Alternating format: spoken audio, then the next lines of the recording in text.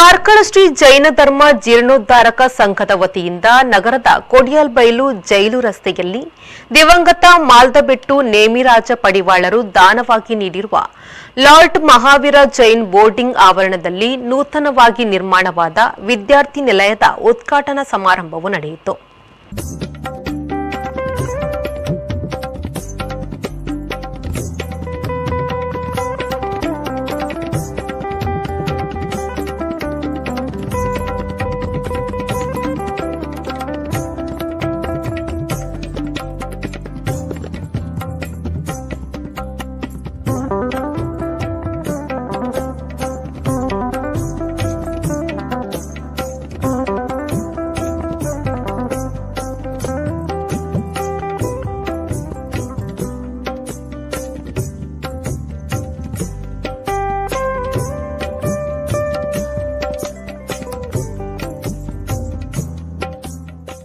ವಿದ್ಯಾರ್ಥಿ ನಿಲಯವನ್ನ ಪರಮಪೂಜ್ಯ ಮುನಿಶ್ರೀ 108 ಅಮೋಘ ಕೀರ್ತಿ ಮಹಾರಾಜರು ಹಾಗೂ ಪರಮಪೂಜ್ಯ ಸ್ವಸ್ತಿ ಶ್ರೀ ಚಾರುಕೀರ್ತಿ ಭಟ್ಟಾರಕ ಪಟ್ಟಾಚಾರ್ಯವರ್ಯ ಮಹಾಸ್ವಾಮೀಜಿಗಳ ದಿವ್ಯ ಉಪಸ್ಥಿತಿಯಲ್ಲಿ ಪರಮಪೂಜ್ಯ ಮುನಿಶ್ರೀ 108 ಅಮರಕೀರ್ತಿ ಮಹಾರಾಜರು ಉದ್ಘಾಟಿಸಿದರು.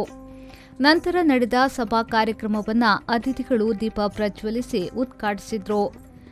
ಶಾಸಕ ಡಿ ವೇದವ್ಯಾಸ್ ಕಾಮತ್ ಅವರು ಮುಖ್ಯ ಅತಿಥಿಯಾಗಿ ಭಾಗವಹಿಸಿ ಮಾತನಾಡಿ, ಸುಸಜ್ಜಿತ ವಿದ್ಯಾರ್ಥಿ ನಿಲಯವು ನಿರ್ಮಾಣವಾಗಿದ್ದು, ಈ ಮೂಲಕ ಜೈನ ಸಮಾಜದ ವಿದ್ಯಾರ್ಥಿಗಳು ಶೈಕ್ಷಣಿಕ ಕ್ಷೇತ್ರದಲ್ಲಿ ಕ್ರಾಂತಿಯನ್ನ ಮಾಡುವಂತಾಗಲಿ ಎಂದು ಶುಭ ಹಾರೈಸಿದರು.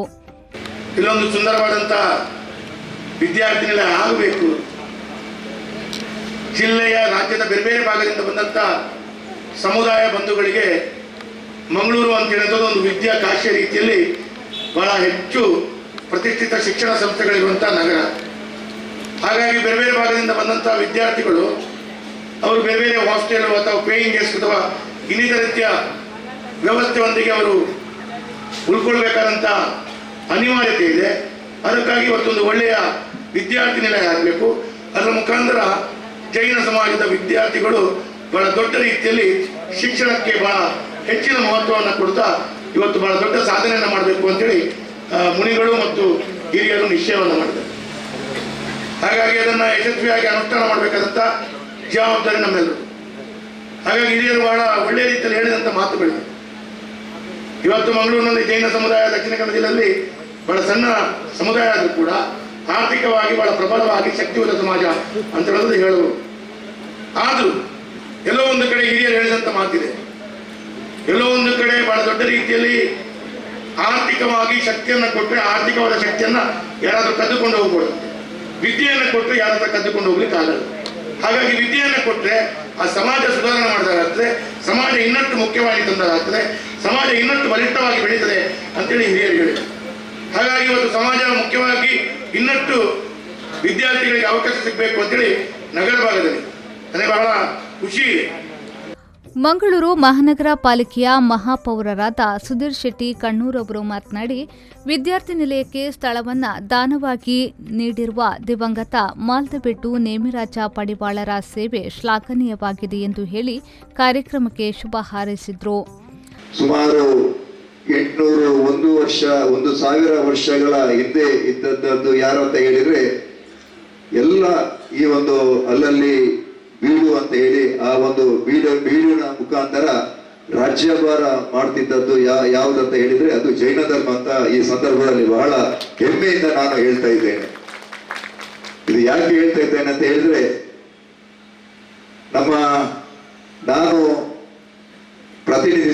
ಮೊದಲು ಪ್ರತಿನಿಧಿಸುವಂತಹ ನನ್ನ ಕಣ್ಣೂರು ವಾರ್ಡ್ನಲ್ಲಿ ಮುಂಡಿತ್ತಾಯ ವೈದ್ಯನಾಥ ದೇವಸ್ಥಾನ ಅಂತ ಇದೆ. ಅದು ಸುಮಾರು 850 ವರ್ಷದ ಹಿಂದೆ ಕಣ್ಣೂರು ಬೀಡು, ಇವತ್ತು ಕೂಡ ಕಣ್ಣೂರು ಬೀಡು ಇದೆ, ಆದ್ರೆ ನಮ್ಮ ಕೈಯಲ್ಲಿಲ್ಲ. ಅದು ಅಲ್ಪಸಂಖ್ಯಾತರ ಕೈಯಲ್ಲಿ ಇವತ್ತು ಇದೆ. ಅಂದ್ರೆ ಡಿಕ್ಲರೇಷನ್ ಅಲ್ಲ, ಯಾವ ಕಾನೂನಿನ ಆಧಾರದಲ್ಲಿ ಹೋಗಿದೆ ಅಂತ ಗೊತ್ತಿಲ್ಲ. ಆ ಮನೆಯಲ್ಲಿ ವಾಸ್ತವ್ಯ ಇರುವಂತಹ ಯಾರು ಅಲ್ಪಸಂಖ್ಯಾತರಿದ್ದಾರೆ ಅವರಿಗೆ ಕೂಡ ನೆಮ್ಮದಿ ಇಲ್ಲ ಮಾತ್ರ. ಅಂತಹ ಒಂದು ಪವಿತ್ರವಾಗಿರತಕ್ಕಂತಹ ಬೀಡು ಎಂಬಂತಹ ಮನೆ, ಆ ಮನೆ ಕನಕರಂಬೆ ಎಂಬಂತಹ ಮಹಾರಾಣಿ ಆ ಮನೆಯಲ್ಲಿ ವಾಸ್ತವ್ಯ ಇದ್ರು. ಅವರು ಆ ಒಂದು ನಮ್ಮ ಕುಡುಕು ದೇವಸ್ಥಾನಕ್ಕೆ ರಾಜಭಟರೊಂದಿಗೆ ಹೋಗುವಂತಹ ಆ ಸಂದರ್ಭದಲ್ಲಿ ಆದಿಲಿಂಗಾಡಿ ಎಂಬಂತಹ ಜಾಗದಲ್ಲಿ ಆ ವೈದ್ಯನಾಥ ದೈವ ಕೇದಗೆಯ ಮರದ ಆ ಒಂದು ಕೇದಗೆಯ ಹೂವಿನ ರೂಪದಲ್ಲಿ ಗೋಚರಕ್ಕೆ ಬಂದು ನಂತರ ಆ ಒಂದು ಹೂವನ್ನು ಅವರು ಆ ದಂಡಿಗೆಯಲ್ಲಿ ಇಟ್ಟು ಹೋಗುವಂತ ಸಂದರ್ಭದಲ್ಲಿ ಆ ದಂಡಿಗೆಯನ್ನು ಎತ್ತಲಿಕ್ಕೆ ಆಗುದಿಲ್ಲ. ಆಗ ಅವರು ಪ್ರಾರ್ಥನೆ ಮಾಡ್ತಾರೆ. ಆ ಹೂವನ್ನು ಆ ದೇವಸ್ಥಾನಕ್ಕೆ ಅರ್ಪಣೆ ಮಾಡಿದ ನಂತರ ಅವರ ಆ ಒಂದು ಬೀಡುವಿನಲ್ಲಿ ಪ್ರಶ್ನಾ ಚಿಂತನೆಯನ್ನು ಮಾಡಿ 10 ಗುತ್ತು ಕೂಡ ಆ ಸಂದರ್ಭದಲ್ಲಿ ಎಲ್ಲ ಗುತ್ತು ಕೂಡ ಜೈನರ ಆ ಒಂದು ಅಧೀನದಲ್ಲಿತ್ತು. ಈಗೆಲ್ಲ ನಂತರ ಬಂಟರ ಆ ಒಂದು ಸಮುದಾಯಕ್ಕೆ ಮತ್ತೆ ಕನ್ವರ್ಟ್ ಆಗಿದೆ. ಅದು ಹೇಗೆ ಆಗಿದೆ ಅಂತ ಮಾತ್ರ ನನಗೆ ಗೊತ್ತಿಲ್ಲ. ಆದ್ರೆ ಆ 10 ಗುತ್ತು ಮತ್ತೆ ಊರಿನವರನ್ನು ಸೇರಿಸಿ ಪ್ರಶ್ನಾ ಚಿಂತನೆಯನ್ನು ಮಾಡಿ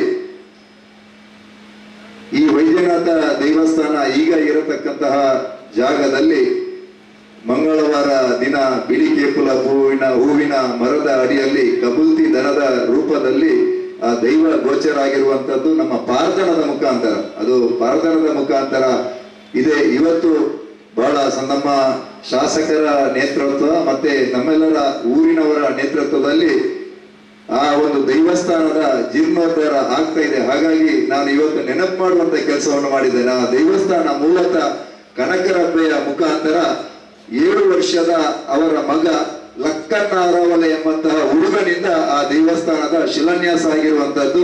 ಬಹಳ 850 ವರ್ಷದ ಇತಿಹಾಸ ಇರತಕ್ಕಂತಹ ನಮ್ಮ ಕಣ್ಣೂರಿನ ವೈದ್ಯನಾಥ ದೇವಸ್ಥಾನ. ಹಾಗಾಗಿ ನಿಮ್ಗೆ ನೆನಪು ಮಾಡುವಂತ ಕೆಲಸವನ್ನು ಮಾಡಿದೆ. ಇಂತಹ ಸಾಕಷ್ಟು ಉದಾಹರಣೆ ನಮ್ಮ ತುಳುನಾಡಿನಲ್ಲಿ ಜೈನ ಮನೆತನದ ಮುಖಾಂತರ ಇದೆ ಎಂಬುದಾಗಿ ನಾನು ಬಹಳ ಹೆಮ್ಮೆಯಿಂದ ಈ ಸಂದರ್ಭದಲ್ಲಿ ಹೇಳಲಿಕ್ಕೆ ಇಚ್ಛೆ ಪಡ್ತಾ ಇದ್ದೇನೆ.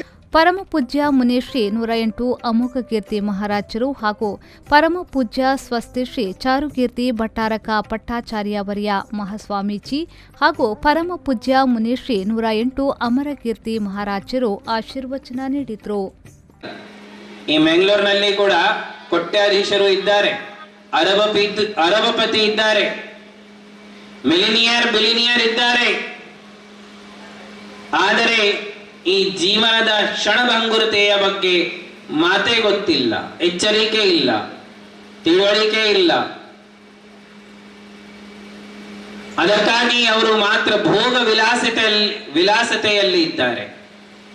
ಭೋಗ ವಿಲಾಸತೆ, ಮನೋರಂಜನ ಮತ್ತು ಅಜ್ಞಾನಿಯಾಗಿ, ಮೂರ್ಖರಾಗಿ ಬರೀ ದುಡ್ಡು ಡಬಲ್ ಹೇಗೆ ಆಗಬಹುದು, ಈ ಸಂಪತ್ತು ಹೇಗೆ ಹೆಚ್ಚಾಗಿಸಬಹುದು, ಅದರಲ್ಲೇ ಅವರ ಮನಸ್ಸು, ಬುದ್ಧಿ ಮತ್ತು ಎಫರ್ಟ್ಸ್ ಅದು ಎಲ್ಲ ಅದರಲ್ಲೇ ಇರುತ್ತದೆ. ಯಾರಿಗೆ ಈ ಮಾತು ಗೊತ್ತಿದೆ, ನನ್ನ ದೇಹ ಕೂಡ ನನ್ನ ಜೊತೆ ಹೋಗುವುದಿಲ್ಲ, ಒಂದು ಪಾಯಿ ಕೂಡ ನನ್ನ ಜೊತೆ ಹೋಗುವುದಿಲ್ಲ, ಎಲ್ಲ ಇಲ್ಲೇ ಬಿಟ್ಟು ಹೋಗಲಾಗುತ್ತದೆ. ಅರಸರು ಬಂದಿದ್ರು ಹೋಗಿದ್ರು, ಚಕ್ರವರ್ತಿ ಜೀವಿಗಳು ಬಂದಿದ್ರು ಹೋಗಿದ್ರು, ನಮ್ಮ ತೀರ್ಥಂಕರರು ಕೂಡ ಬಂದು ಹೋಗಿದ್ದಾರೆ. ಯಾರ್ಯಾರಲ್ಲಿ ಇದು ಎಚ್ಚರಿಕೆ ಇತ್ತು, ಈ ಜ್ಞಾನವಿತ್ತು, ತಿಳುವಳಿಕೆ ಇತ್ತು, ಅವರು ಈ ಎಲ್ಲ ಸಂಪತ್ತನ್ನು मृत्यु बरलो मोदले, मौत आने के पहले ही हमारे महापुरुषों ने राजे रजवाड़ों का सुख छोड़ दिया. ನಮ್ಮ ಪೂರ್ವಾಚಾರ್ಯರು ಶಾಸ್ತ್ರಗಳಲ್ಲಿ ಬರೆದಿದ್ದಾರೆ, ಚಲಾಲಕ್ಷ್ಮಿ, ಲಕ್ಷ್ಮಿ ಚಂಚಲವಿದೆ, ಆ ಲಕ್ಷ್ಮಿ ಯಾವುದೇ ಪ್ರಕಾರ ಇರಲಿ, ಲಿಕ್ವಿಡ್ ಇರಲಿ, ಸಾಲಿಡ್ ಪ್ರಾಪರ್ಟಿ ಇರಲಿ, ಲಿಕ್ವಿಡ್ ಪ್ರಾಪರ್ಟಿ ಇರಲಿ, ಸಾಲಿಡ್ ಪ್ರಾಪರ್ಟಿ ಇರಲಿ, ದುಡ್ಡು ಇರಲಿ, ಜಮೀನು ಇರಲಿ, ಈ ಎಲ್ಲ ಚಂಚಲವಾಗಿದೆ. ಇದರಲ್ಲಿ ಯಾರು ಮಮತ್ವ ಭಾವನೆ, ಆಸಕ್ತಿ, ನನ್ನ ಲಕ್ಷ್ಮಿ, ನನ್ನ ದುಡ್ಡು, ನನ್ನ ಜಮೀನು, ಈ ನನ್ನ ಮಾಡುವವರು ಆಚಾರ್ಯರು ಹೇಳುತ್ತಾರೆ ಅಜ್ಞಾನಿ ಜೀವಿಗಳು ಇದ್ದಾರೆ. ಯಾಕೆಂದ್ರೆ ಇಲ್ಲಿಂದ ಹೋಗುವಾಗ ದುಡ್ಡೂ ಹೋಗುವುದಿಲ್ಲ, ಜಮೀನು ನಮ್ಮ ಜೊತೆಗೆ ಹೋಗುವುದಿಲ್ಲ. ಎಲ್ಲರಿಗೆ ಗೊತ್ತಿದೆ, ಹೊಸ ಮಾತು ಇಲ್ಲ, ಎಲ್ಲರಿಗೂ ಗೊತ್ತಿದೆ. ಆದರೂ ಸಹ ನಾವು ಅದರಲ್ಲಿ ಬಹಳ ಪ್ರಗಾಢ ಆಸಕ್ತಿಯನ್ನು ಇಟ್ಟುಕೊಂಡು ನಡೆಯುತ್ತೇವೆ. ಚಲಾಲಕ್ಷ್ಮಿ ಚಲಾ ಪ್ರಾಣ. ನಮ್ಮ ದೇಹದಲ್ಲಿ ಇರುವ ಈ 10 ಪ್ರಾಣಗಳು ಚಂಚಲವಾಗಿವೆ. ಯಾವ ಕ್ಷಣದಲ್ಲಿ ಈ ಎಲ್ಲ ಪ್ರಾಣಗಳು ಕಳೆದು ಹೋಗುತ್ತವೆ ನಮಗೂ ಗೊತ್ತಿಲ್ಲ. ಚಲಾ ಜೀವಿತ ಮಂದಿರೆ. ಈ ಸಂಪೂರ್ಣ ಜೀವನ ಚಲಾಯಮಾನವಿದೆ, ಚಂಚಲವಿದೆ. ಯಾವ ಪ್ರಕಾರ ಆಕಾಶದಲ್ಲಿ ಮಿಂಚು ಮಿಂಚುತ್ತದೆ, ಅದೇ ಪ್ರಕಾರ ಈ ಜೀವನ ಅತ್ಯಂತ ಕ್ಷಣಭಂಗುರವಾಗಿರುತ್ತದೆ. ಆದರೂ ಸಹ ಈ ಮಾತುವಿನ ಬಗ್ಗೆ ಯಾರು ಜಾಗರೂಕ ಇಲ್ಲ, ಅವರು ಈ ಲಕ್ಷ್ಮಿ, ನಶ್ವರ ಸಂಪತ್ತಿ, ನಶ್ವರ ಲಕ್ಷ್ಮಿ, ಈ ನಶ್ವರ ಜೀವನದಲ್ಲಿ ಆಸಕ್ತಿಯನ್ನು ಇಟ್ಟುಕೊಂಡು ಅದರ ಬಗ್ಗೆ, ಅದರ ಸಲುವಾಗಿ ಜಗಳ ಗಲಾಟೆ ಮಾಡುತ್ತಾ ಇರುತ್ತಾರೆ, ರಾಗದ್ವೇಷ ಮಾಡುತ್ತಾ ಇರುತ್ತಾರೆ, ಕಲಹೆ ಮಾಡುತ್ತಾ ಇರುತ್ತಾರೆ, ಸಂಕ್ಲಿಷ್ಟ ಭಾವನೆಗಳನ್ನು ಮಾಡುತ್ತಾ ಇರುತ್ತಾರೆ. ಧರ್ಮಬಂಧುಗಳೇ, 1800 ಸುಮಾರಿಗೆ 1900 ಸುಮಾರಿಗೆ 19ನೇ ಶತಮಾನದ ಆದಿಭಾಗದಲ್ಲಿ ಈ ನಮ್ಮ ಜಿಲ್ಲೆಯಲ್ಲಿ ಬಹಳ ದೊಡ್ಡ ಮನಸ್ಸುಗಳು ಉಳ್ಳಂತ ದೊಡ್ಡ ದೊಡ್ಡ ಕಾರ್ಯವನ್ನು ಮಾಡತಕ್ಕಂಥ ಶ್ರೇಷ್ಠರು ಹುಟ್ಟಿದ್ದಾರೆ. ಅಂಥದ್ರಲ್ಲಿ ನಮ್ಮ ಕಾರ್ಕಳದ ಜೀರ್ಣೋದ್ಧಾರಕ ಸಂಘ ಇರ್ಬೋದು, ಮೂಡುಬಿದ್ರಿಯ ಜೈನ ವಿದ್ಯಾವರ್ಧಕ ಸಂಘ ಇರ್ಬೋದು, ಪುತ್ತೂರಿನ ಜೈನ ವಿದ್ಯಾವರ್ಧಕ ಸಂಘ ಇರ್ಬೋದು, ನಮ್ಮ ಮಂಗಳೂರಿನಲ್ಲಿ ಕೂಡ ಅದೇ ಸುಮಾರಿಗೆ ಆ ವಿದ್ಯಾವರ್ಧಕ ಸಂಘದ ಸ್ಥಾಪನೆ ಆಗ್ತದೆ. ಇಲ್ಲಿ ಮೂಡುಬಿದ್ರಿ ಬಿಟ್ಟರೆ ಆರಳ ಮೂಡುಬಿದ್ರಿ ಕಾರ್ಕಳ ಬಿಟ್ಟರೆ ಬೇರೆ ಯಾವುದೇ ರೀತಿಯ ಸಂಘಟನೆಗಳು ಆ ಕಾಲದಲ್ಲಿ ಇರಲಿಲ್ಲ. ಅಂತಹ ಸಂದರ್ಭದಲ್ಲಿ ಧರ್ಮಪಾಲ್ ಕ್ಷೇತ್ರ ಸಮಕಾಲೀನರು ಅಂತ ಹೇಳ್ಬೋದು. ನಮ್ಮ ಕಡಬದ BT ಆರಿಗರ ಅಂತ ಕಾಲದಲ್ಲಿ ಪ್ರಾಯಶಃ ಇಲ್ಲೂ ಕೂಡ ನೇಮರಾಜ ಪಡಿವಾಳರು ಆ ಕಾಲದಲ್ಲಿ ಬಂದರಿನಲ್ಲಿ ಸುಮಾರು ಕರಿಮೆಣಸು ಇರ್ಬೋದು, ದಾಲ್ಚಿನ್ನಿ ಇರ್ಬೋದು, ಲವಂಗ ಇರ್ಬೋದು, ಏಲಕ್ಕಿ ಇರ್ಬೋದು, ಇದನ್ನೆಲ್ಲ ಯುರೋಪಿನ ಕಿಚನ್ಗಳಲ್ಲಿ ಮತ್ತು ಅಲ್ಲಿಯ ದೇಶಗಳಲ್ಲಿ ಚಪ್ಪರಿಸುವಂಥ ಕೆಲಸವನ್ನು ಮಾಡಿದಂಥ ದೊಡ್ಡ ಕೀರ್ತಿ ನಮ್ಮ ಮಾಲ್ದಬೆಟ್ಟಿನ ನೇಮರಾಜ ಪಡಿವಾಳರಿಗೆ ಸಲ್ಲುವಂಥದ್ದು. ಒಂದು ಕಾಲದಲ್ಲಿ ಬ್ರಿಟಿಷ್ ವಸಾಹತುಶಾಹಿಗಳಿದ್ದಂಥ ಸಂದರ್ಭದಲ್ಲಿ ಇಲ್ಲಿರುವಂಥ ಅರಸು ಮನೆತನಗಳು ಏನು ತಮ್ಮ ಒಂದು ಸಾಂಬಾರು ಪದಾರ್ಥಗಳ ಮೂಲಕ ವಿದೇಶ ವಿನಿಮಯವನ್ನು ಮಾಡಿ ದೇಶಕ್ಕೆ ಲಾಭವನ್ನು ಕೊಡ್ತಕ್ಕಂಥ ಕೆಲಸವನ್ನು ಮಾಡಿದ್ದವು. ಅದನ್ನು ಮುಂದುವರಿಸುವ ಕೆಲಸವನ್ನು ನೇಮರಾಜ ಪಡಿವಾಳರು ಆ ಕಾಲದಲ್ಲಿ ಮೊನೋಪಲ್ ಏಕಸ್ವಾಮ್ಯವನ್ನು ಹೊಂದಿದ್ದಂಥ ಬಹಳ ದೊಡ್ಡ ಅಡಿಕೆ ವ್ಯಾಪಾರಿ ಅಂದರೆ ಅದು ಮಾಲ್ದಬೆಟ್ ನೇಮರಾಜ ಪಡಿವಾಳರು.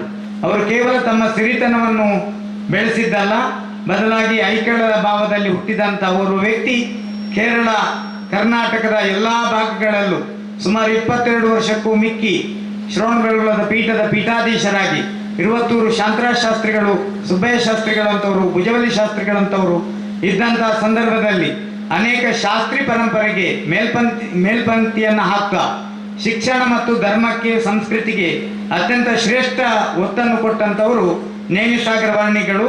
ಗಣೇಶ್ ಪ್ರಸಾದ್ ವರ್ಣಿಜಿಯ ನಂತರದ ವಿದ್ಯಾರ್ಥಿಯಾಗಿ ಅವರು ವಾರಣಾಸಿಯಲ್ಲಿ ಬದೈನಿಯಲ್ಲಿ 2ನೇ ವಿದ್ಯಾರ್ಥಿಯಾಗಿದ್ದರು. ಅಂಥ ಬದೈನಿ ವಿದ್ಯಾರ್ಥಿಯಾಗಿರುವಂಥ ಸಂದರ್ಭದಲ್ಲಿ ನಮ್ಮ ಮೂಡುಬಿದ್ರಿಯ ಭಟ್ಟಾರಕರು ಹಿಂದಿನ ಜ್ಞಾನಯೋಗಿಗಳು ಅಲ್ಲೇ ಅಧ್ಯಯನ ಮಾಡಿದ್ರು. ನಾವು 1 ವರ್ಷ ಅದೇ ಬದೈನಿಯಲ್ಲಿ ಓದಿದಂಥವ್ರು. ಹಾಗಾಗಿ ಆ ಪರಂಪರೆಯ ಸಂಬಂಧವು ಏನು ಎಂಬಂತೆ ಇವತ್ತು ಅಂಥ ಒಂದು ಶ್ರೇಷ್ಠರ ಸಾಲಿಗೆ ನೇಮರಾಜ್ ಪಡಿವಾಳರು ಇಲ್ಲಿ ಒಂದು ಮೇಲ್ಪಂಕ್ತಿಯನ್ನು ಹಾಕಿದ್ದಾರೆ. ಅದನ್ನು ಶ್ರೇಷ್ಠ ಮಟ್ಟದ ವಿದ್ಯಾರ್ಥಿಗಳು ಇವತ್ತು ಸ್ವಾಭಿಮಾನದಿಂದ ಈ ಕಟ್ಟಡವನ್ನು ಮೇಲೆ ತರುವಲ್ಲಿ ತಮ್ಮ ಪೂರ್ಣವಾದಂಥ ಕೊಡುಗೆಯನ್ನು ನೀಡಿದ್ದಾರೆ. ಹಾಗಾಗಿ ಕೆಳಗೆ ಕೂತವರಿಗೆ ನಮ್ಮ ಆಶೀರ್ವಾದ, ಮೇಲೆ ಕೂತವರು ಕೊಡ್ತಾ ಇರ್ತಾರೆ. ಹಾಗಾಗಿ ಒಬ್ಬ ಶ್ರೇಷ್ಠ ವ್ಯಕ್ತಿಯಿಂದಾಗಿ ಸುಮಾರು 2.5 ಕೋಟಿ ಮೌಲ್ಯದ ಇವತ್ತು ಜಮೀನನ್ನು ಇಲ್ಲಿ ದಾನ ಮಾಡಿ ಕೊಟ್ಟಿದ್ದಾರೆ. MN ರಾಜೇಂದ್ರ ಕುಮಾರರು, ಮೇಯರ್ ಅವರು, MK ವಿಜಯಕುಮಾರರು ಇದರ ಇತಿಹಾಸವನ್ನು ನಮಗೆಲ್ಲ ತಿಳಿಸಿದ್ರು. ಪುಷ್ಪರಾಜರು ಇದರ ವಿಶೇಷವಾದಂಥ ಜವಾಬ್ದಾರಿಯನ್ನು ರಾಜೇಂದ್ರ ಕುಮಾರರೊಂದಿಗೆ ಹಂಚಿಕೊಂಡಿದ್ದಾರೆ. ಹಾಗಾಗಿ ಒಳ್ಳೆಯ ಕಟ್ಟಡ ಆಗಿರುವುದರಿಂದಲೇ MN ರಾಜೇಂದ್ರ ಕುಮಾರರು ಹೆಗ್ಡೆ ಅವರು ಇವತ್ತು ಸುಮಾರು 11 ಲಕ್ಷ 16 ಲಕ್ಷದಷ್ಟು ದೇಣಿಗೆಯನ್ನು ನೀಡಿ, ಡಾಕ್ಟರ್ CK ಬಲ್ಲಾಳರು ಕೂಡ ಇವತ್ತು 5 ಲಕ್ಷ, ಅವರ ಹಾಗೆ ಅನೇಕ ಜನ, ನಾವು ಹೆಸರು ಹೇಳೋದಿಲ್ಲ. ಹಾಗಾಗಿ ಇವತ್ತು ಪಡಿವಾಳ, ಬಲ್ಲಾಳ್, ಚೌಟ, ಹೆಗ್ಗಡೆ, ಅಜಿರಿ, ಆರಿಗ ಅಂತ ಹೇಳುವಂಥದ್ದು ನಮ್ಮ ದಕ್ಷಿಣ ಕನ್ನಡಕ್ಕೆ ಹೆಮ್ಮೆ ತರುವಂಥ ಅನೇಕ ಮನೆತನಗಳು. जैसे गर्मी के अंदर बैठने के बाद ठंडा पानी अगर मिल जाता है तो सुकून मिल जाता है, शांति मिल जाती है। ठीक इसी प्रकार हम अनादि काल से संसार रूपी भंवर में, संसार रूपी जंगल में हम संतप्त हुए हैं, और ऐसे समय में अगर धर्म रूपी पानी का ग्लास मिल जाता है तो हमारे जीवन में शांति मिल जाती है, हमारे जीवन में आनंद आ जाता है। इसलिए जीवन में भगवान महावीर स्वामी ने हमारे लिए उपदेश दिया। बोर्डिंग का नाम हमारे नेमिनाथ पडिवाल जी ने बहुत सोच समझ के रखा, लॉर्ड महावीर जैन बोर्डिंग। क्यों? क्योंकि महावीर भगवान के विचार, महावीर भगवान का जीवन, महावीर भगवान की धर्म देशना किसी एक व्यक्ति के लिए नहीं थी, किसी एक परिवार के लिए नहीं थी, किसी एक आत्मा के लिए नहीं थी। भगवान महावीर की विचारधारा संपूर्ण प्राणी मात्र के कल्याण के लिए थी। इसलिए उन्होंने कहा, जियो और जीने दो, लिव एंड लेट लिव।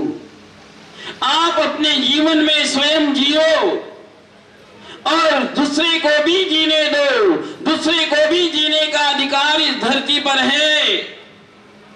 सिर्फ स्वार्थ त्याग की कठिन तपस्या बिना खेद जो करते हैं, इस संसार में वे लोग दान दे पाते हैं, वे लोग इस संसार में समाज की सेवा कर पाते हैं, वे लोग इस संसार में अच्छा काम कर पाते हैं जिन्होंने परिवार के स्वार्थ को छोड़ा। जो अपनी स्वार्थ और लोभ और लालच की भावनाओं को त्याग करेगा, वही व्यक्ति समाज के लिए कार्य कर सकता है, वही व्यक्ति सारे संसार के लिए सद्भावनाओं को दे सकता है। जो व्यक्ति अपने मन में स्वार्थ को लेके चलेगा, न वह समाज का कल्याण कर सकता है, न वह देश का कल्याण कर सकता है, न वह राष्ट्र का कल्याण कर सकता है। सबसे पहले हमारे लिए ये सोचना चाहिए कि जिस भगवान महावीर स्वामी ने कहा परस्पर ग्रहो जीवानाम, हम उनका रोज नाम लेते हैं, हम रोज उनकी पूजा करते हैं, हम रोज उनकी अर्घ्य चढ़ाते हैं। क्या उस भगवान महावीर का थोड़ा सा जीवन मेरे अंदर आया? क्या मैं भगवान महावीर का अनुयायी हूं? क्या मेरे अंदर ये भावना उत्पन्न हुई कि मेरे समान दूसरे का भी कल्याण होना चाहिए? मैं जिस समाज में जन्म हुआ हूं, समाज के हर वर्ग का, हर व्यक्ति का, हर देश का, हर व्यक्तित्व का उत्थान होना चाहिए। ಕರ್ನಾಟಕ ರಾಜ್ಯ ಸಹಕಾರ ಮಾರಾಟ ಮಹಾಮಂಡಳದ ಅಧ್ಯಕ್ಷರು ಹಾಗೂ ಶ್ರೀ ಜೈನ ಧರ್ಮ ಜೀರ್ಣೋದ್ಧಾರಕ ಸಂಘದ ಕಾರ್ಯಾಧ್ಯಕ್ಷರಾದ ಡಾಕ್ಟರ್ ಎನ್ ರಾಜೇಂದ್ರ ಕುಮಾರ್ ಅವರು ಕಾರ್ಯಕ್ರಮದ ಅಧ್ಯಕ್ಷತೆ ವಹಿಸಿ ಮಾತನಾಡಿ, ಜೈನ ಸಮಾಜದ ಜನರು ವಿದ್ಯಾವಂತರಾಗಬೇಕು ಎಂಬ ಉದ್ದೇಶದಿಂದ 1915ರಲ್ಲಿ ದಿವಂಗತ ಮಾಲ್ದಬೆಟ್ಟು ನೇಮಿರಾಜ್ ಪಡಿವಾಳರು ಮಂಗಳೂರಿನ ಹೃದಯ ಭಾಗದಲ್ಲಿ ಜಾಗವನ್ನು ದಾನವಾಗಿ ನೀಡಿದ್ದು, ಈಗ ಸುಸಜ್ಜಿತ ವಿದ್ಯಾರ್ಥಿ ನಿಲಯ ನಿರ್ಮಾಣವಾಗಿದ್ದು ಅವರ ಕನಸು ನನಸಾಗಿದೆ ಎಂದರು. ನಾವು ನಿಜವಾಗಿ 1915ರಲ್ಲಿ ಆ ಹಿಂದಿನ ಕಾಲದಲ್ಲಿ ಸಮಾಜದ ಬಂಧುಗಳು ಎಲ್ಲರೂ ವಿದ್ಯಾವಂತರಾಗಬೇಕು, ಮುಂದೆ ಬೆಳೀಬೇಕು ನಮ್ಮ ಸಮಾಜ ಅನ್ನುವಂಥ ದೃಷ್ಟಿಕೋನದಿಂದ ಮಾಲ್ದಬೆಟ್ಟು ನೇಮಿರಾಜ್ ಪಡಿವಾಳರವರು ದೊಡ್ಡ ದಾನವನ್ನು ನೀಡಿದ್ದಾರೆ. ಮಂಗಳೂರಿನ ಹೃದಯ ಭಾಗದಲ್ಲಿರುವಂಥ ಈ ಜಾಗವನ್ನು ಅವರು ವಿದ್ಯಾರ್ಥಿ ನಿಲಯವನ್ನಾಗಿ ಮಾರ್ಪಡಿಸಿಕೊಂಡು ಅವರ ಸ್ವಂತ ಖರ್ಚಿನಿಂದ ವಿದ್ಯಾರ್ಥಿ ನಿಲಯವನ್ನು ಕಟ್ಟಿ ಸಮಾಜದ ಬಂಧುಗಳು ವಿದ್ಯಾರ್ಥಿಗಳು ವಿದ್ಯಾವಂತರಾಗಬೇಕು, ದೊಡ್ಡ ಹುದ್ದೆಯನ್ನು ಅಲಂಕರಿಸಬೇಕು ಅನ್ನುವಂಥ ದೃಷ್ಟಿಕೋನದಿಂದ ದೊಡ್ಡ ಕೆಲಸವನ್ನು ಮಾಡಿದ್ದಾರೆ. ಅವರನ್ನು ನಾವು ನೆನೆಸ್ಬೇಕು. ನಿಜವಾಗಿ ಅವರು ನಮ್ಗೆಲ್ರಿಗೂ ಒಂದು ಮಾದರಿ ಆಗುವ ರೀತಿಯಂತ ಸಮಾಜಕ್ಕೆ ಮಾದರಿ ಆಗುವ ರೀತಿಯಲ್ಲಿ ಕೆಲಸ ಮಾಡಿದ್ದಾರೆ. ಸಮಾಜ ಬೆಳಿಬೇಕು, ಸಮಾಜದ ಬಂಧುಗಳು ಯುವಕರು ವಿದ್ಯಾವಂತರಾಗಬೇಕು, ವಿದ್ಯಾವಂತರಾಗಿ ಇನ್ನಷ್ಟು ಸಮಾಜಕ್ಕೆ ಕೊಡುಗೆಯನ್ನು ಕೊಡುವಂಥ ಕೆಲಸವನ್ನು ಮಾಡಬೇಕು ಅನ್ನೋಂಥ ದೃಷ್ಟಿಕೋನ ಆ ಕಾಲದಲ್ಲಿ 105 ವರ್ಷಗಳ ಹಿಂದೆ ಅವರು ಮಾಡಿದ್ದಾರೆ. ಅದೇ ರೀತಿಯಲ್ಲಿ ಕಾರ್ಕಳದಲ್ಲಿ ದೊಡ್ಡ ಜಾಗವನ್ನು ಆಗ ಪಾಠಶಾಲೆ ಅಂತ ಅಲ್ಲಿ ಇತ್ತು, ಅಂತ ಒಂದು ಜಾಗವನ್ನು ಕೊಟ್ಟು ಅಲ್ಲಿಯೂ ಕೂಡ ಸಮಾಜ ಬೆಳಿಬೇಕು ಅನ್ನುವಂಥ ದೃಷ್ಟಿಕೋನದಿಂದ ಈ ಕೆಲಸವನ್ನು ಮಾಡಿದ್ದಾರೆ. ನಿಜವಾಗಿ ಅವರ ಮನಸ್ಸಿನಲ್ಲಿರುವಂತಹ ದೊಡ್ಡ ಕೆಲಸದ 11 ಭಾಗವನ್ನು ನಾವೆಲ್ಲರೂ ಮಾಡಿದರೆ ನಮ್ಮ ಸಮಾಜ ಬೆಳೆಯಲಿಕ್ಕೆ ಸಾಧ್ಯತೆ ಇದೆ. ನಾವೆಲ್ಲರೂ ಇವತ್ತು ಒಂದು ಕಾಲದಲ್ಲಿ ಈ ಒಕ್ಕಲುತನದಲ್ಲಿ ಭೂಮಿಯನ್ನು ಕಳ್ಕೊಂಡ ನಂತರ ನಾವೆಲ್ಲ ಸ್ವತಂತ್ರವಾಗಿ ಬೆಳೆಯುವಂಥ ಕೆಲಸವನ್ನು ಮಾಡಿದ್ದೇವೆ. ನಾವು ಕೂಡ ನಮ್ಮ ದೈನಂದಿನ ಲಾಭದಲ್ಲಿ ಒಂದು ಅಂಶವನ್ನು ತೆಗೆದಿಟ್ಟು ಸಮಾಜದ ಏಳಿಗೆಗಾಗಿ ಸಮಾಜದಲ್ಲಿ ಮಾಡುವಂಥ ಸತ್ಕಾರ್ಯಗಳಿಗಾಗಿ ಕೊಡುವಂಥ ಕೆಲಸವನ್ನು ಎಲ್ಲರೂ ಸಮಾಜದ ಬಂಧುಗಳು ಮಾಡಿದಾಗ ಸಮಾಜ ಇನ್ನಷ್ಟು ಬೆಳೀಲಿಕ್ಕೆ ಸಾಧ್ಯತೆ ಇದೆ ಅನ್ನುವಂಥದ್ದನ್ನು ನಾವು ತೋರಿಸ್ಕೊಟ್ಟಿದ್ದೇವೆ. ಈ ವರ್ಷದಲ್ಲಿ ನಮ್ಮ ಸಮಾಜದಲ್ಲಿ ಕಾರ್ಕಳದಲ್ಲಿ ಕೆರೆ ಬಸ್ತಿ ಇರ್ಬೋದು, ಜೈನ ಮಠ ಇರ್ಬೋದು, ಆಮೇಲೆ ಜೈನ್ ಮಿಲನ್ನ ಭಜನಾ ಕಾರ್ಯಕ್ರಮ ಇರ್ಬೋದು, ವೇಣೂರಿನಲ್ಲಿ 12 ವರ್ಷದ ನಂತರ ನಡೆಯುವಂಥ ಮಸ್ತಕಾಭಿಷೇಕ ಇರ್ಬೋದು, ಇವೆಲ್ಲ ವ್ಯವಸ್ಥಿತವಾಗಿ ಇತರ ಸಮಾಜಕ್ಕೆ ಮಾದರಿಯಾಗುವ ರೀತಿಯಲ್ಲಿ ನಡೆಸ್ಕೊಳ್ತಂಥ ಒಂದು ಸಮಾಜ ಇದ್ರೆ ಅದು ಜೈನ ಸಮಾಜ ಅಂತ ಹೇಳಿಕ್ಕೆ ನಮಗೆ ಬಹಳ ಸಂತೋಷ ಆಗ್ತದೆ. ಇವತ್ತು ನಾನು ಕಂಡ ಹಾಗೆ ಜೈನ ಸಮಾಜದಲ್ಲಿ ಒಂದು ರಕ್ತಗತವಾಗಿ ಬಂದಂಥ ಒಂದು ಗುಣ ಇದೆ. ಎಲ್ಲ ಸಮಾಜದವರನ್ನು ಒಟ್ಟುಗೂಡಿಸ್ಕೊಂಡು ಹೋಗುವಂಥ ಶಕ್ತಿ, ಆ ಚಾಕಚಕ್ಯತೆ ನಮ್ಮ ಸಮಾಜದಲ್ಲಿ ಇದೆ. ನಮ್ಮ ಸಮಾಜದವರು ಎಲ್ಲ ಸಮಾಜದವರನ್ನು ಸಮಾನವಾಗಿ ಕಾಣ್ತಾರೆ. ನಾವು ಮಾತ್ರ ಅಲ್ಲ ಬೆಳೆಯುವುದು, ಅವರನ್ನು ಬೆಳೆಸುವಂಥ ಕೆಲಸವನ್ನು ನಾವು ಮಾಡ್ತೇವೆ. ನಮ್ಮ ಸಮಾಜದ ಧ್ಯೇಯದು ಬದುಕಲು ಬಿಡು ಅನ್ನುವಂಥ ಮಾತನ್ನು ನಮ್ಮ ಸಮಾಜದಲ್ಲಿ ನಾವು ಅರ್ಥೈಸ್ಕೊಳ್ತೇವೆ. ಹಾಗಾಗಿ ಇವತ್ತು ನಾವು ಎಲ್ಲ ಸಮಾಜದ ಅಲ್ಪಸಂಖ್ಯಾತರು ಆಗಿರ್ಬೋದು, ನಮ್ಮ ಸುಧೀರ್ ಶೆಟ್ಟಿ ಅವರು ಹೇಳಿದರು, ಅಲ್ಪಸಂಖ್ಯಾತರು ಆಗಿದ್ರು ಕೂಡ ಇವತ್ತು ದೇಶದಲ್ಲಿ ಅತಿ ಹೆಚ್ಚು ತೆರಿಗೆಯನ್ನು ಪಾವತಿಸುವಂಥ ಒಂದು ಸಮಾಜ ಇದ್ರೆ ಇದು ಜೈನ್ ಸಮಾಜ ಅಂತ ಹೇಳಲಿಕ್ಕೆ ನಮಗೆ ಹೆಮ್ಮೆ ಆಗ್ತದೆ. ಯಾಕೆ ಹೇಳಿದ್ರೆ ನಾವೆಲ್ಲ ಕಷ್ಟಜೀವಿಗಳು, ಕಾಯಕ ವರ್ಗದವರು. ಒಂದು ಕಾಲದಲ್ಲಿ ಭೂಮಿ ಹೋದ್ರು ಇವತ್ತು ನಾವೆಲ್ಲರೂ ಸ್ವತಂತ್ರವಾಗಿ ಬದುಕನ್ನು ರೂಪಿಸಿಕೊಂಡು ಇನ್ನೊಂದು ಸಮಾಜದವರಿಗೆ ಮಾದರಿಯಾಗಿ ಎಲ್ಲ ಸಮಾಜದವರನ್ನು ಹಿಡ್ಕೊಂಡು ಹೋಗುವಂಥ ಒಂದು ಶಕ್ತಿ ನಮ್ಮಲ್ಲಿ ಬಂದಿದೆ, ನಮ್ಮ ಸಮಾಜದಲ್ಲಿ ಬಂದಿದೆ. ಹಾಗಾಗಿ ನಾನೇನು ಹೆಚ್ಚು ಮಾತಾಡೋದಿಲ್ಲ. ಇವತ್ತು ನಮಗೆ ಪಡಿವಾಳರವರು ಅವರ ಫ್ಯಾಮಿಲಿಯವರು ಕೊಟ್ಟಂಥ ಈ ಕೊಡುಗೆ ಮಾದರಿಯಾಗಿದೆ. ಈ ಜಾಗದಲ್ಲಿ ಇನ್ನಷ್ಟು ಕೆಲಸ ಕಾರ್ಯಗಳು ಆಗಲಿಕ್ಕಿದೆ. ಅದನ್ನು ನಮ್ಮ ಸಮಾಜದ ಮುಖಂಡರಾದಂಥ ರಾಜಕೀಯ ಮುಖಂಡರಾದಂಥ ಅಭಯ್ ಚಂದ್ರರವರ ಸಹಕಾರದೊಂದಿಗೆ ಹಾಗೂ ಸ್ಥಳೀಯ ಶಾಸಕರು ಮೇಯರ್ ಅವರ ಎಲ್ಲ ಸಹಕಾರದೊಂದಿಗೆ ಹೊಸ ಏನಿಲ್ಲಿ ನಡೀಲಿಕ್ಕೆ ಕಾರ್ಯಕ್ರಮ ಇದೆ, ನಮ್ಮ ಯುಗಳ ಮುನಿಗಳು ಅದನ್ನು ತಮಗೆ ಹೇಳಲಿಕ್ಕಿದ್ದಾರೆ. ಅದರಲ್ಲಿ ಸಮಾಜದ ಎಲ್ಲ ಬಂಧುಗಳು ತೊಡಗಿಸಿಕೊಂಡು ಅದನ್ನು ಪೂರೈಸುವಂಥ ಕೆಲಸವನ್ನು ಮಾಡಬೇಕಾಗಿದೆ.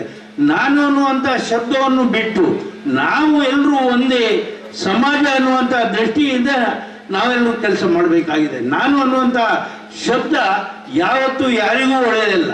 ನಾವೆಲ್ಲರೂ ಒಂದೇ ಸಮಾಜಕ್ಕಾಗಿ ಹಿರಿಯರು ನಮಗೆ ಕೊಟ್ಟಂಥ ಜಾಗದಲ್ಲಿ ಇನ್ನಷ್ಟು ಸತ್ಕಾರ್ಯಗಳನ್ನು ಮಾಡಿದರೆ ಅದರ ಪುಣ್ಯ ನಮಗೂ ಒಂದು ಪಾಲು ಬರ್ತದೆ ಅನ್ನುವಂಥ ಮಾತನ್ನು ಹೇಳಿಕೊಂಡು ತಮಗೆಲ್ಲರಿಗೂ ಶುಭ ಕೋರಿ ನನ್ನ ಮಾತನ್ನು ಮುಗಿಸ್ತೇನೆ. ಜೈ ಹಿಂದ್, ಜೈ ಸಾಕಾರ.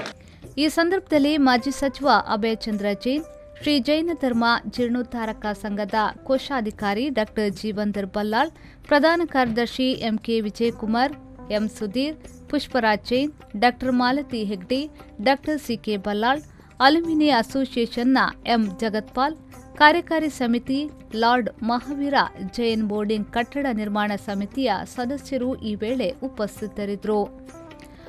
ಅಶ್ವಥ್ ಶೆಟ್ಟಿ, ವಿ4 ನ್ಯೂಸ್, ಮಂಗಳೂರು.